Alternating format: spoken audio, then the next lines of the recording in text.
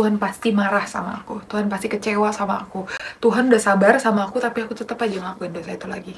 Itu adalah kebohongan-kebohongan yang iblis berusaha tanamkan di pikiran kamu supaya kamu nggak dapat kebenaran ini.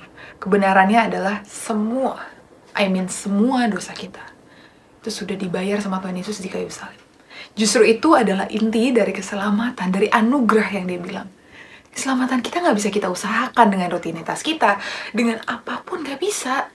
Justru karena itu, karena dia sayang banget sama kita, Tuhan Yesus sendiri yang bayar itu semua waktu di kayu salib. Terus pertanyaannya, terus ya kita bebas gitu hidup dalam dosa and all dosa. No, that's actually why we have to read the Bible like fully. Ketika kamu menerima Kristus sebagai Tuhan, kamu sadarkan bahwa I am the sinful one. Aku memang yang berdosa dan aku diselamatkan oleh Kristus. Dia mau gantiin posisi aku, and that's a good news, right? Terus ya udah, karena aku sudah dibayar dosa di kayu salib, berarti aku bisa hidup bebas. No. Seperti aku bilang di awal, kita harus baca Alkitab kita. Makanya baca firman Tuhan dan renungkan. Karena ya dari situ kita tahu apa yang benar. Dan Tuhan bilang semua hal bisa baik, tapi belum tentu itu benar. Dan yang Tuhan mau adalah supaya kita hidup benar. Bukan hidup benar supaya kita diselamatkan, supaya kita mendapatkan kasih karunia Tuhan. No, kita hidup benar karena kita sudah diberi kasih karunia. Kita hidup benar, hidup taat, hidup gak melakukan dosa, hidup melayani sesama, bahkan mendahulukan apa yang Tuhan mau dibandingkan apa keinginan pribadi kita. Bukan supaya kita dapat keselamatan, tapi sebagai bentuk ucapan syukur kita ke Tuhan. Sama kayak kalau misalnya nih, kamu tiba-tiba dapat beasiswa. Dan kamu sebenarnya tahu bahwa dalam diri kamu, actually banyak orang yang layak dapat ini, lebih mungkin dari kamu, karena mungkin kamu ngerasa aku nggak belajar itu, atau mungkin aku nggak sepintar itu, tapi kamu dapat kesempatan itu. Apa yang harus kamu lakukan? Ya bertanggung jawab dengan kamu belajar dengan baik. Kalau bisa semua kebiasaan buruk kamu tinggalkan. Kamu belajar, kamu lakukan yang terbaik. Hidup kamu penuh dengan sukacita dan kamu jadi pingin ngelakuin hal baik ke orang-orang karena Tuhan sendiri udah begitu baik ke kamu. That's how we should live. Kita harus hidup seperti itu.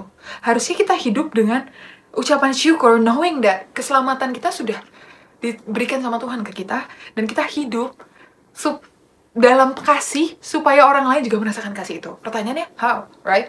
Oke, kita udah diselamatkan. Anugerah Tuhan adalah ya dosa kita dibayarkan di kayu salib oleh Kristus, dan that's a good news. Terus kita nggak usah hidup takut, dipenuhi ketakutan. Oke, aku baru berdosa dan all those stuff. No. Justru kita harus fokus ngelakuin apa yang Tuhan bilang. Tuhan bilang apa? Keinginan daging memang sulit.